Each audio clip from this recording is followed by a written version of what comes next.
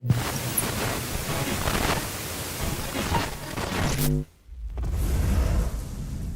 is Akito. Pick a card.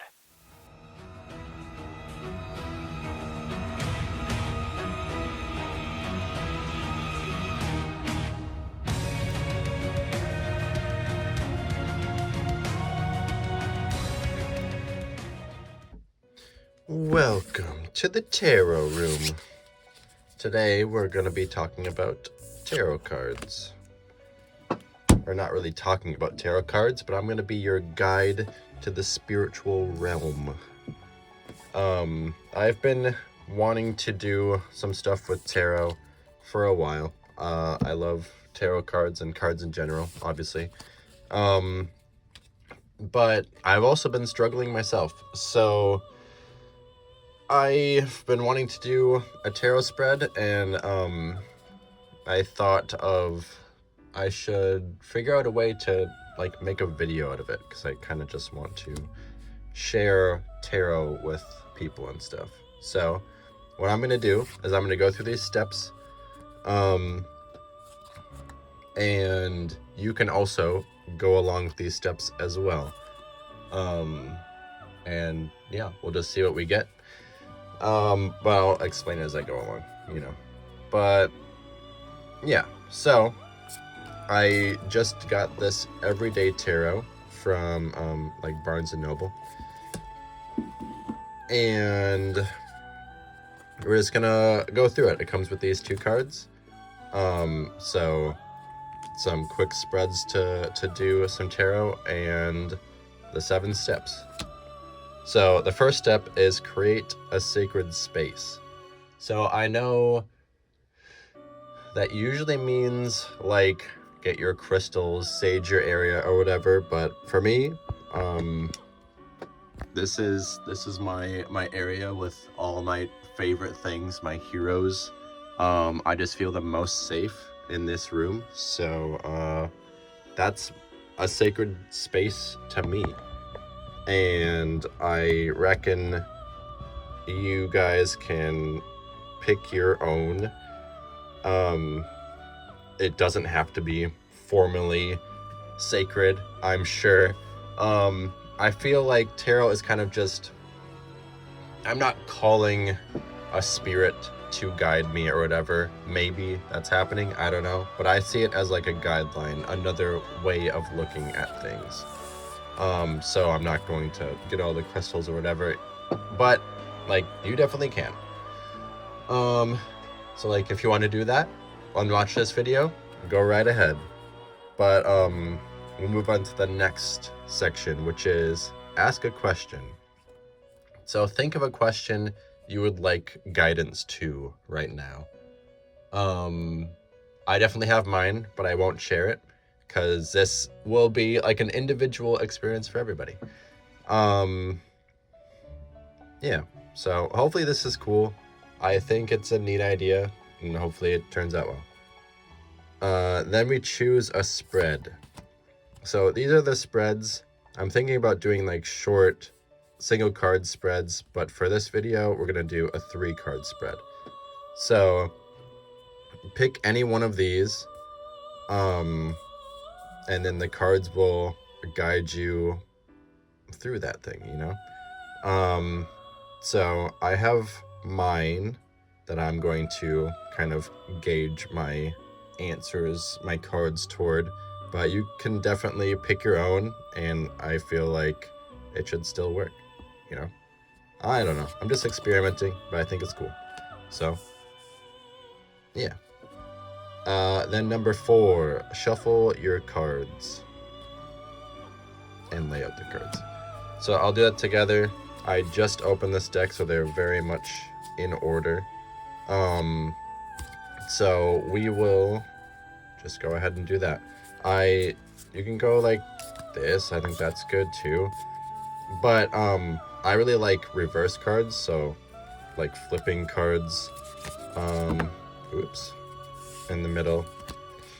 Usually, I know my friend told me if a card kind of like flips out on its own, take that card into your reading, because it's like something's kind of gripping it and pulling it for you. That was a whole stack that flipped down, so I don't think that would work. But usually that's how I do it. I need to like back up this camera.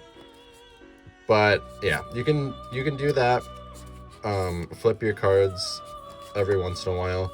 Or there's some people that just, spread it all around, make a big old mess.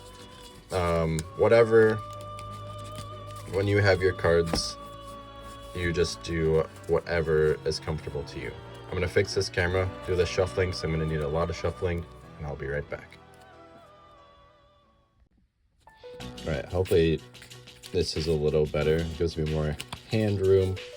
Almost done shuffling, but I forgot that when you shuffle your cards, I've been told to kind of focus on the question you want them to give you guidance toward. Kind of infusing your thought process into them or whatever. But yeah, so we're gonna do our 3-card spread.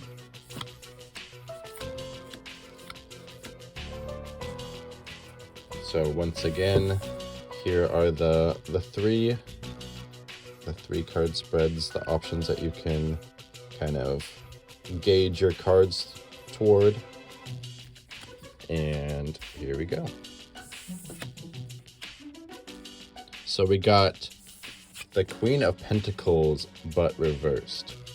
So another thing that this specific Everyday Tarot gives you is, a fancy little guidebook. So you can see what everything from Major Arcana to Minor Arcana is trying to tell you. So the Queen of Pentacles. Pentacles is usually gauged with kind of like money, finances, and stuff like that. So in the Queen, the face cards are usually big bada booms. So we'll see.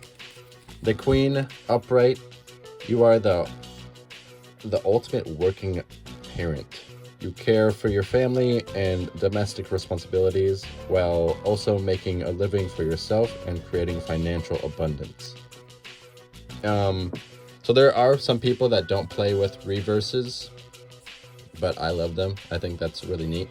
So the reverse of this card is you will need to strike a balance between your work and family commitments so that you are not over-investing in one or the other.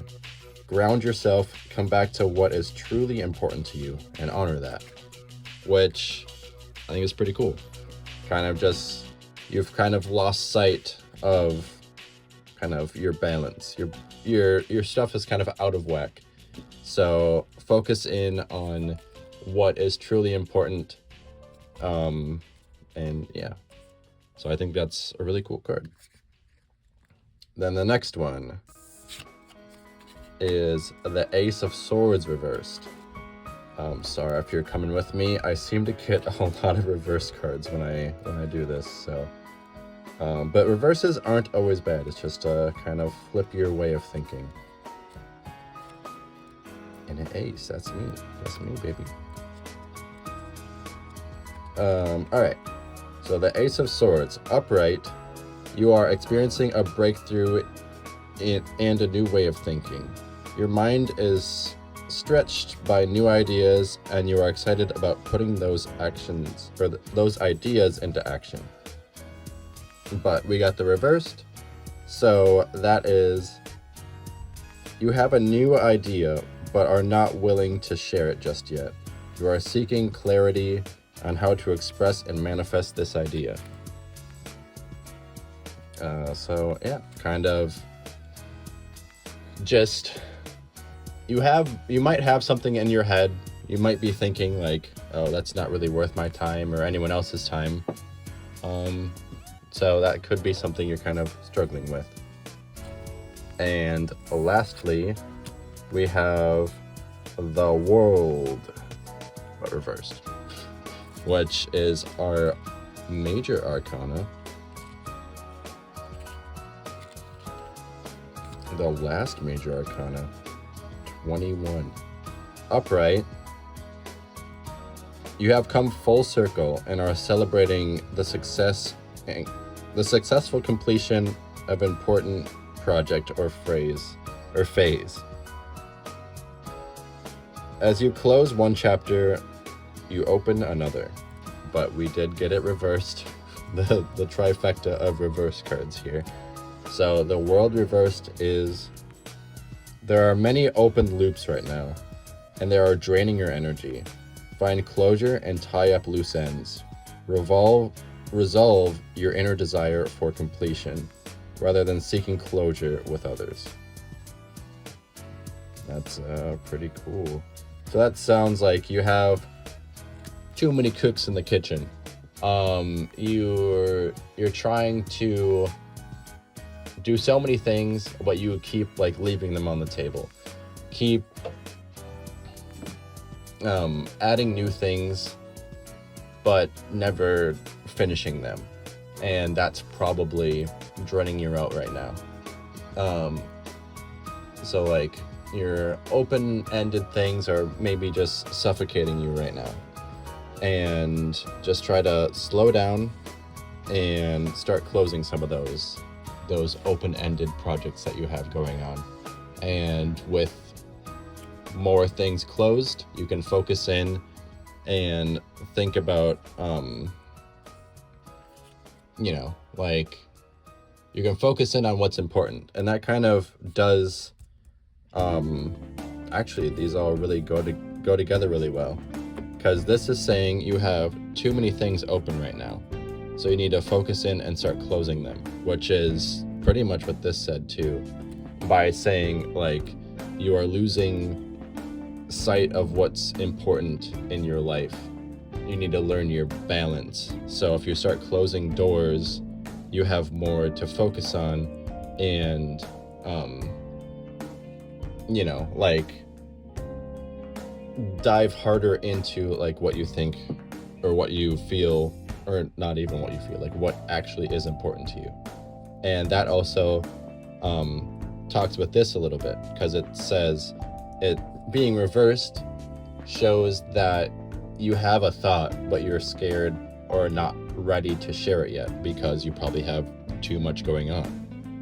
And then so when you have less going on, then you can focus on what's important and then share your idea, which is probably pretty damn good. So I feel like this is a very like coherent spread, which is pretty cool. So yeah, hopefully this was helpful, but that's the video. Hopefully fate will draw us together once again.